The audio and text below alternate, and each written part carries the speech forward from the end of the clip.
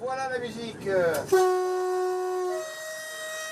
Un long coup de sifflet pour marquer la sortie d'un interminable tunnel, celui des travaux qui ont paralysé la ligne Nice-Tende durant plus d'1 an. Une période pénible pour les habitués du train des merveilles. Pendant ces 15 mois qu'il était absent, ça a quand même posé des problèmes. Heureusement, il y avait le bus de substitution, mais je préfère nettement le train parce que c'est beaucoup plus pratique, parce que c'était pas tout le temps marrant voyager dans le bus. Hein. Croyez-moi, j'ai eu souvent très peur.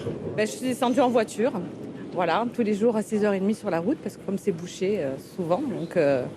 Près de 74 millions d'euros investis par la région, l'État, la SNCF et la métropole sur 28 chantiers disséminés le long de la ligne.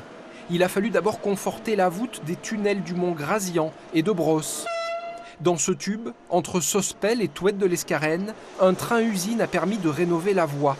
En tout, 14 km de rails, 23 000 traverses, 32 000 tonnes de ballast qui auront été changées.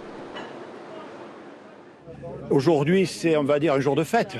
Alors, on ne va pas s'en priver, mais je sais aussi, dans cette histoire, le rôle que la ligne, que le train a eu, ligne de vie, ça veut tout dire, de survie, parce que c'était à un moment donné le seul moyen pour transporter les gens, la nourriture, les marchandises.